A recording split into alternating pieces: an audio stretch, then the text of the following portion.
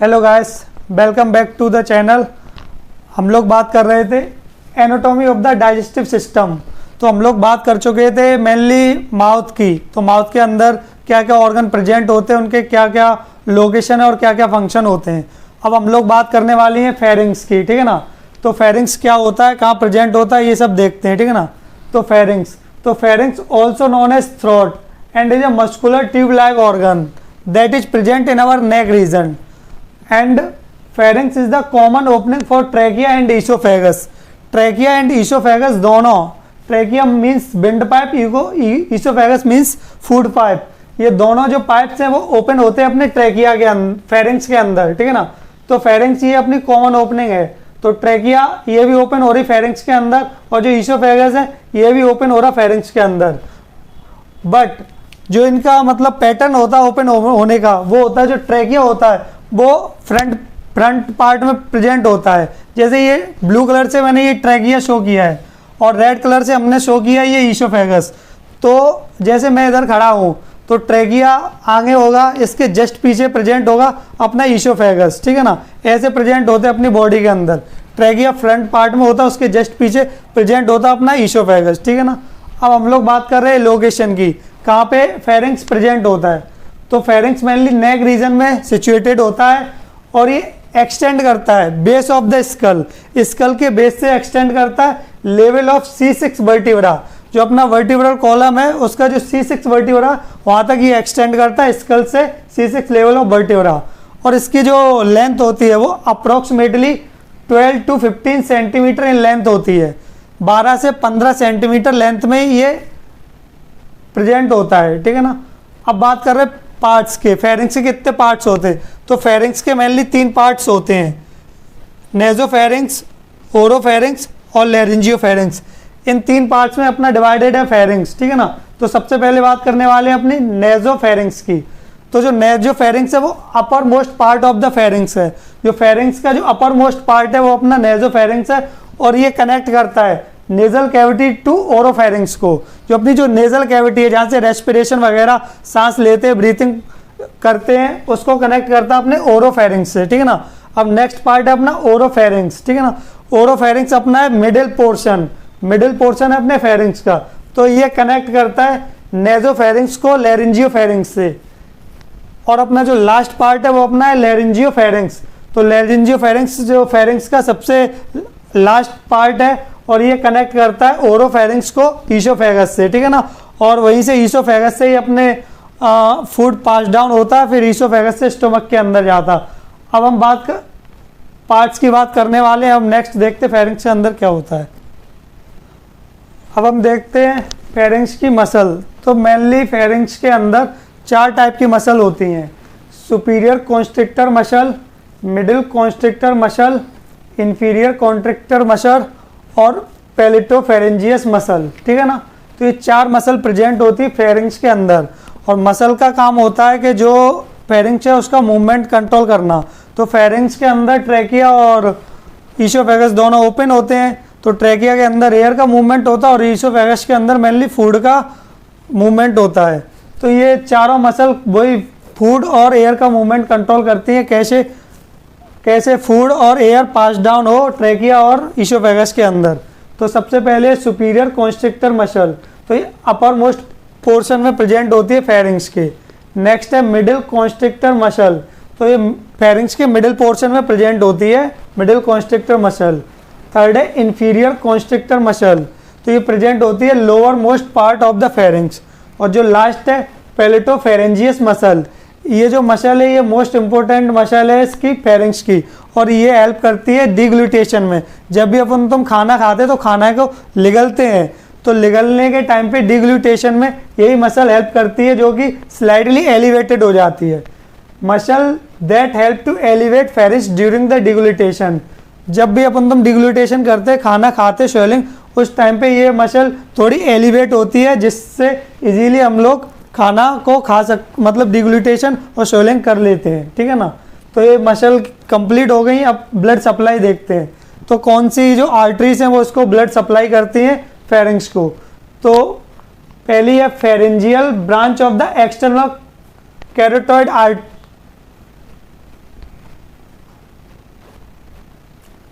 तो हम blood supply की बात कर रहे हैं, कौन सी मतलब आर्टरी है जो ब्लड प्रोवाइड करती है फेरिंग्स को। तो पहली है pharyngeal branch of the external carotid artery, जो सप्लाई करती है नेजोफेरिंग्स और ओरोफेरिंग्स। फेरिंग्स के 3 पार्ट थे, नेजोफेरिंग्स, ओरोफेरिंग्स और लेरिंजियोफेरिंग्स। तो नेजोफेरिंग्स और ओरोफेरिंग्स को जो सप्लाई करती है वो pharyngeal branch of external carotid artery यही सप्लाई करती है। और जो लास्ट पार्ट है फेरिंग्स का, लेरिंजियोफेरिंग्स, उसको सप्लाई करती है thyroid branch of the external carotid artery, ये सप्लाई देती है लेरिंजियोफेरिंग्स को, ठीक है ना। अब लास्ट बात कर रहे हैं हम नर्व सप्लाई, कौन कौन सी नर्व है जो उसका मूवमेंट और जो सेंसेशन है वो कंट्रोल करते हैं। तो सबसे पहले है वेगस नर्व। तो वेगस नर्व प्रोवाइड करती है पैरासिम्पैथेटिक सप्लाई, ठीक है ना। और जो सेंसरी फंक्शन कंट्रोल करती है वो करती है ग्लोसोफेरेंजियल नर्व, ठीक है ना। और जो सिंपैथेटिक कंट्रोल करती है, सिंपैथेटिक सप्लाई देती है, वो होती है सिंपैथेटिक नर्व, ठीक है। ये फेरिंग्स का एनाटॉमी कंप्लीट हो गई। अब हम नेक्स्ट बात करने वाले हैं ईसोफेगस की। अब हम देखते हैं ईसोफेगस को, ठीक है ना। तो oesophagus muscular tube like organ है जो एक्सटेंड करता है from pharynx to the C6 vertebra of backbone, ठीक है ना। और इसकी लेंथ होती है 25 सेंटीमीटर इन लेंथ, एंड जो इसका विड्थ या फिर डायमीटर बोलो तो वो होता है 2 सेंटीमीटर। और ईसोफेगस मेनली 3 पार्ट्स में डिवाइडेड है, सर्वाइकल ईसोफेगस, थोरेसिक ईसोफेगस और एब्डोमिनल ईसोफेगस, ठीक है। तो जो सर्वाइकल ईसोफेगस होता है वो अपर मोस्ट पार्ट है और वो एक्सटेंड करता है फेरिंग्स से लेके थोरेसिक इनलेट तक। नेक्स्ट है थोरेसिक ईसोफेगस, तो ये मिडिल पोर्शन है ईसोफेगस का और ये एक्सटेंड करता है हमारा थोरेसिक इनलेट से डायफ्राम तक। और जो लास्ट पार्ट है वो है एब्डोमिनल ईसोफेगस, ये हमारा लोअर मोस्ट पार्ट है ईसोफेगस का और ये एक्सटेंड करता है हमारा डायफ्राम से लेके स्टोमक तक, ठीक है ना। अब ईसोफेगस के अंदर स्पिंचर मसल होती हैं। स्पिंचर मसल वो मसल होती हैं जो रेगुलेट करती हैं फूड की एंट्री को, ठीक है ना। तो इसमें 2 टाइप्स की होती है स्पिंचर मसल, एक अपर ईसोफिजियल स्पिंचर मसल होती है और दूसरी होती है लोअर ईसोफिजियल स्पिंचर मसल। जो अपर ईसोफिजियल स्पिंचर मसल है वो लोकेटेड होती है फेरिंग्स और ईसोफेगस के जंक्शन पे, जहाँ पे फेरिंग्स और ईसोफेगस दोनों जॉइन होते हैं, जंक्शन होता है, वहाँ पे प्रेजेंट होती है ये। और ये फूड की एंट्री को रेगुलेट करती है उस ईसोफेगस के अंदर। और जो नेक्स्ट है वो है लोअर ईसोफिजियल स्पिंचर मसल, वो प्रेजेंट होती है junction of the oesophagus and stomach, ये कंट्रोल करती है फूड की एंट्री को ईसोफेगस से स्टोमक के अंदर, ठीक है ना। तो ये रेगुलेट करती है फूड की एंट्री स्टोमक से ईसोफेगस के अंदर। अब नेक्स्ट हम बात करेंगे इसकी आर्टरी सप्लाई, ब्लड सप्लाई और नर्व सप्लाई की। ईसोफेगस की हम लोग ब्लड सप्लाई की बात करते हैं तो मेनली ईसोफेगस को 3 आर्टरियाँ ब्लड सप्लाई करती हैं।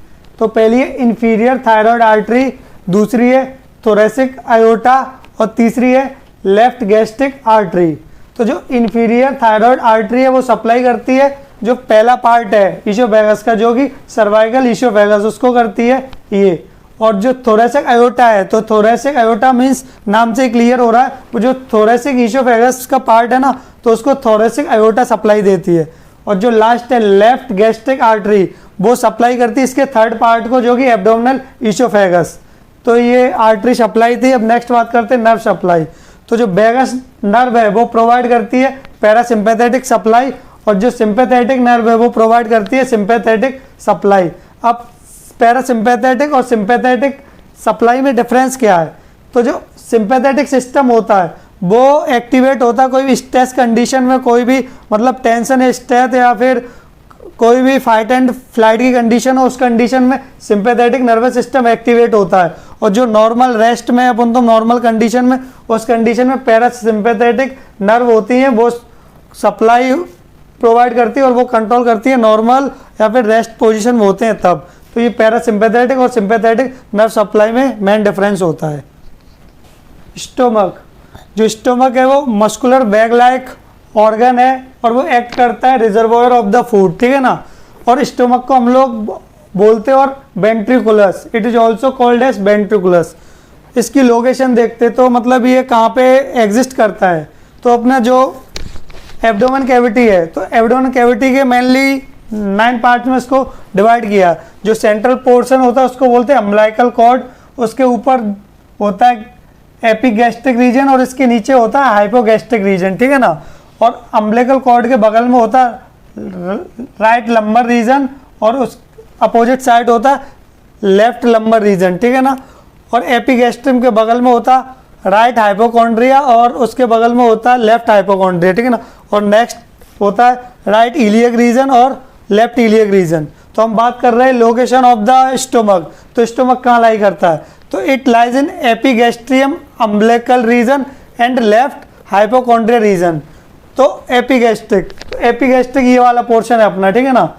ये एपिगैस्ट्रिक रीजन में लाई करता है, अम्बिलिकल रीजन में लाई करता है और लेफ्ट हाइपोकॉन्ड्रिया, ये लेफ्ट हाइपोकॉन्ड्रिया। तो जो अपना स्टोमक है ना वो इन तीनों पोर्शन में एग्जिस्ट करता है, एपिगैस्ट्रिक रीजन, अम्बिलिकल रीजन और लेफ्ट हाइपोकॉन्ड्रिया रीजन।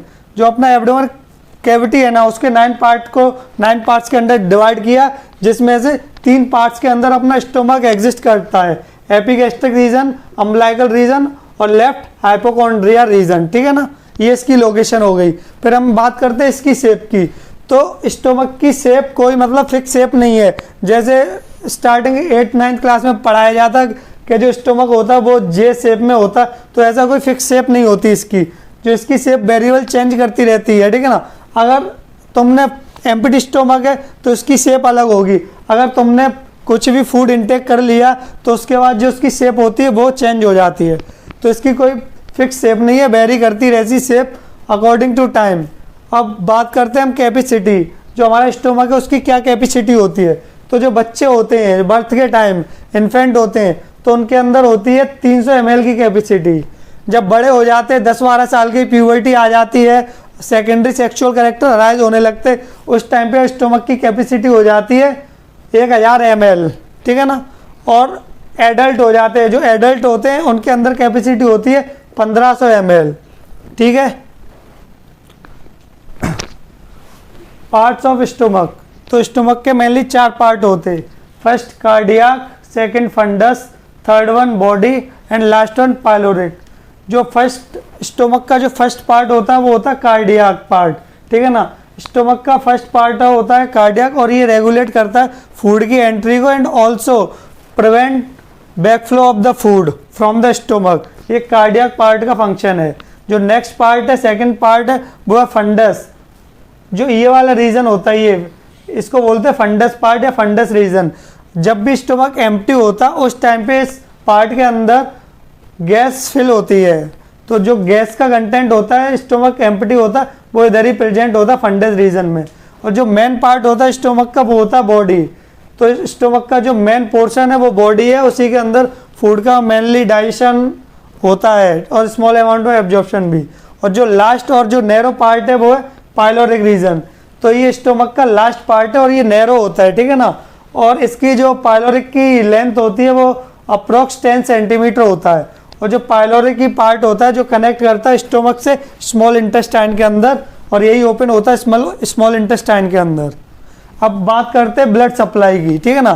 तो स्टोमक के अंदर कौन कौन सी आर्टरी है तो ब्लड सप्लाई करती हैं। तो स्टोमक को मेनली 6 आर्टरीज हैं जो ब्लड सप्लाई करती हैं। तो जिसमें से पहली है लेफ्ट गैस्ट्रिक आर्टरी, ये भी ब्लड सप्लाई करती है। सेकंड है राइट गैस्ट्रिक आर्टरी, ये भी ब्लड सप्लाई करती है स्टोमक को। And third one short gastric artery and fourth one right gastro epiploic artery and fifth one left gastro epiploic artery and last and sixth one posterior gastric artery. ये 6 artery मिलके blood को supply देती हैं, क्योंकि blood के अंदर churning movement भी होता है और डाइजेशन भी होता है फूड को। तो ब्लड सप्लाई की बहुत ज़्यादा नीड होती है, क्योंकि जो स्टोमक होता है उसको बहुत ज़्यादा अमाउंट में वर्क करना होता है, तो उसको एनर्जी की भी ज़रूरत होती है। तो फिर उसी के लिए ब्लड सप्लाई भी ज़्यादा चाहिए होती है स्टोमक को। अब हम बात कर रहे हैं इसकी आर्टरी सप्लाई की। नर्व सप्लाई देखते हैं हम लोग स्टोमक की। तो स्टोमक के अंदर जो पैरासिम्पैथेटिक नर्व सप्लाई है वो कंट्रोल करती है 2 नर्व। पहली है वेगस नर्व और दूसरी है gastric branch of vagus nerve, ठीक है। और जो सिंपैथेटिक नर्व सप्लाई वो भी कंट्रोल करती है 2 नर्व। तो जिसमें से पहली है थोरेसिक स्प्लेनिक नर्व और दूसरी है सीलियक नर्व। ये हमारा जो स्टोमक का पोर्शन खत्म हो रखा है। अब स्टोमक के बाद आता है नेक्स्ट पार्ट है वो हमारा स्मॉल इंटेस्टाइन। तो हम बात करने वाले हैं स्मॉल इंटेस्टाइन की, ठीक है ना। तो जो स्मॉल इंटेस्टाइन है हमारी बॉडी का जो मेन एब्जॉर्प्शन और डाइजेशन का जो प्रोसेस होता है वो स्मॉल इंटेस्टाइन के अंदर होता है। जितने भी फूड पार्टिकल्स जो हम लोग भी कंज्यूम करते हैं वो ब्रेक डाउन होते हैं मेनली स्टोमक वो स्मॉल इंटेस्टाइन के अंदर, वहीं पे कन्वर्ट होते हैं स्मॉल पीसेस में और वहीं पे होता है एब्जॉर्प्शन, ठीक है ना। तो small intestine is the primary site of digestion and the absorption of the food, ठीक। और जो स्मॉल इंटेस्टाइन की जो लेंथ होती है वो अप्रोक्स होती है 6 मीटर। जो हमारा पूरा एलिमेंट्री कैनाल है माउथ से लेके एनस तक पूरा एलिमेंट्री कैनाल, उसकी जो लेंथ है वो अप्रोक्स है 9 मीटर, ठीक है ना, 9 मीटर है, जिसमें से अकेले 6 मीटर का हमारा होता है स्मॉल इंटेस्टाइन, ठीक है ना। और इसकी लोकेशन कहाँ है, ये एब्डोमेन कैविटी के सेंटर में प्रेजेंट होता है। ये जो हमारी एब्डोमेन कैविटी है इसके सेंटर रीजन में प्रेजेंट होता है हमारा स्मॉल इंटेस्टाइन, ठीक है ना। और स्मॉल इंटेस्टाइन मेनली 3 पार्ट्स में डिवाइडेड है। फर्स्ट पार्ट है ड्यूडेनम, सेकंड है जेजुनम, थर्ड है इलियम। जो हमारा फर्स्ट पार्ट है ड्यूडेनम, ठीक है ना, ये हमारा फर्स्ट पार्ट है और इसकी लेंथ होती है अप्रोक्स 25 सेंटीमीटर, ठीक है ना। और ये कनेक्ट करता है ड्यूडेनम को कनेक्ट करता है जेजुनम से। और जो मिडिल पोर्शन है अपना स्मॉल इंटेस्टाइन का वो है अपना जेजुनम, ठीक है ना। तो ये मिडिल पार्ट है, ये कनेक्ट करता है जेजुनम को इलियम से। और जो लास्ट पोर्शन है वो अपना इलियम है, वो कनेक्ट करता है अपने लार्ज इंटेस्टाइन से, ठीक है ना। अब नेक्स्ट हम इंटेस्टाइन, इसके 3 पार्ट होते हैं, ड्यूडेनम, जेजुनम और इलियम। तो इनको याद करने की एक ट्रिक है। तो डी से हो जाएगा दीदी, ठीक है ना, दीदी जी। और जेजुनम जे से हो जाएगा जीजा जी, ठीक है ना। और इलियम आई मतलब मैं, ठीक है ना। तो दीदी, जीजा और मैं, अब याद रखोगे ना ये तीनों पार्ट्स। अब हम बात कर रहे हैं ब्लड सप्लाई और नर्व सप्लाई की, ठीक है ना। स्मॉल इंटेस्टाइन को कौन कौन सी आर्टरी ब्लड सप्लाई करती है, कौन सी नर्व उसको रेगुलेट करने में हेल्प करती है, ठीक है ना। तो आर्टरी सप्लाई देखते हैं। तो ड्यूडेनम को कौन कौन सी आर्टरी सप्लाई करती है, तो मेनली 4 आर्टरी हैं जो ड्यूडेनम को ब्लड सप्लाई करती है, जिसमें से फर्स्ट है सुप्राड्यूडेनल आर्टरी, सेकंड है रेक्टोड्यूडेनल आर्टरी, थर्ड है इंफ्राड्यूडेनल आर्टरी और फोर्थ वन है सुपीरियर एंड इंफीरियर पेनक्रिएटोड्यूडेनल आर्टरी, ठीक है ना। ये जो चारों आर्टरीज हैं वो ड्यूडेनम को ब्लड सप्लाई करती है, ठीक है ना। और जो सुपीरियर मेसेंट्रिक आर्टरी है ये सप्लाई करती है जेजुनम और इलियम पोर्शन। स्मॉल इंटेस्टाइन के जो जेजुनम और इलियम पोर्शन है इसको ये superior mesenteric artery blood supply करती है, ठीक है ना। अब बात कर रहे हैं नर्व सप्लाई की, ठीक है ना। तो पैरासिम्पैथेटिक सप्लाई कंट्रोल करता है और रेगुलेट करता है वो वेगस नर्व करती है, और सिंपैथेटिक सप्लाई रेगुलेट करती है वो करती है सिंपैथेटिक नर्व, ठीक है ना। अब स्मॉल इंटेस्टाइन खत्म होता है और नेक्स्ट पार्ट जो आता है उसकी बात करते हैं। लार्ज इंटेस्टाइन, लार्ज इंटेस्टाइन ये हमारे डाइजेस्टिव सिस्टम का ही पार्ट है और इसके अंदर small amount of water, electrolyte and vitamins का रीएब्जॉर्प्शन होता है, ठीक है ना। बट मेनली तो एब्जॉर्प्शन और डाइजेशन का जो प्रोसेस है वो स्मॉल इंटेस्टाइन के अंदर होता है। बट स्मॉल अमाउंट के अंदर वाटर, इलेक्ट्रोलाइट एंड विटामिन्स का एब्जॉर्प्शन लार्ज इंटेस्टाइन के अंदर भी होता है। और जो लार्ज इंटेस्टाइन है वो लोकेटेड है मेनली एब्डोमेन कैविटी के अंदर, ठीक है ना। और जो एक्सटेंड करता है स्मॉल इंटेस्टाइन से एनएस तक, और जो इसकी लेंथ होती है वो अप्रॉक्स 1.5 मीटर होती है, ठीक है ना। लार्ज इंटेस्टाइन मेनली 7 पार्ट्स में डिवाइडेड है। फर्स्ट पार्ट है सीकम, जो स्मॉल इंटेस्टाइन ओपन होता है लार्ज इंटेस्टाइन में, उस पार्ट को बोलते हैं तुम सीकम, ठीक है ना। फिर सीकम के बाद जो ये ऊपर जो जाता हुआ जो पार्ट है उसको बोलते हैं असेंडिंग कॉलन। फिर उसके बाद ये जो नेक्स्ट पार्ट है इसको बोलते हैं ट्रांसवर्स कॉलन। फिर जो ऊपर से जो नीचे जा रहा है इसको बोलते हैं डिसेंडिंग कॉलन। फिर नेक्स्ट है सिग्मोइड कॉलन। फिर जो इसका जो लास्ट पार्ट है वो है रेक्टम।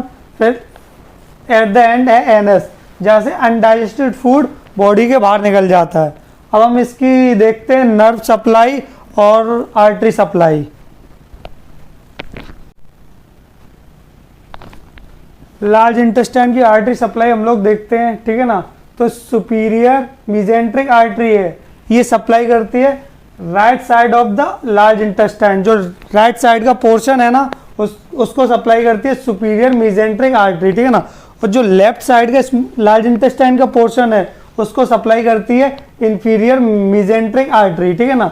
तो एक करती है राइट पोर्शन को, एक करती है लेफ्ट पोर्शन को, ठीक है ना। अब बात करते हैं नर्व सप्लाई की, ठीक है ना।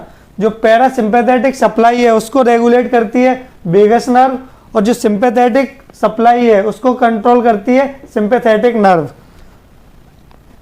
अब लास्ट इसका टॉपिक बचा है एनस, हम उसको देखते हैं, फिर एनाटॉमी जीआई सिस्टम की कंप्लीट हो जाएगी। फिर हम लोग नेक्स्ट बात करेंगे नेक्स्ट लेक्चर में फिजियोलॉजी की।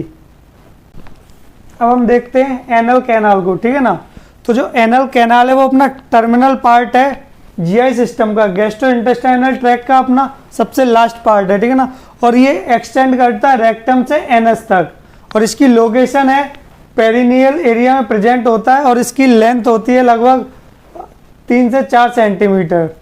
और 2 टाइप की मसल होती है जो इसको रेगुलेट करती है एनल कैनाल को, ठीक है ना।